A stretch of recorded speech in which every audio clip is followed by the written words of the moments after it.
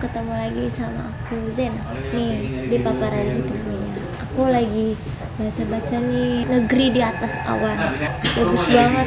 Jadi Negeri di Atas Awan ternyata itu benar-benar ada, tepatnya di sebuah desa di pegunungan Himalaya gitu. Itu yang ada di Nepal. Begitu keluar rumah, penduduk di sana itu langsung ngelihat awan, pemandangannya keren, spektakuler gitu. Nih desa ini namanya Nagarkot yang letaknya 2953 meter di atas permukaan laut. Jadi tetangganya Gunung Himalaya ini.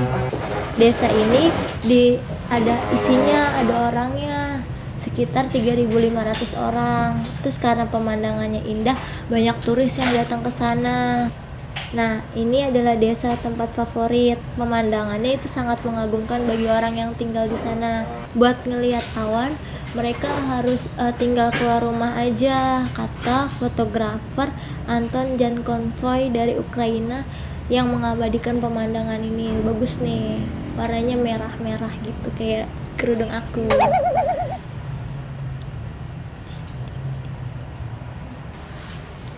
Nah, coba ada desa di Indonesia yang di atas awan. Ada sih, tapi cuma 2 rumah, kalau nggak 1 rumah.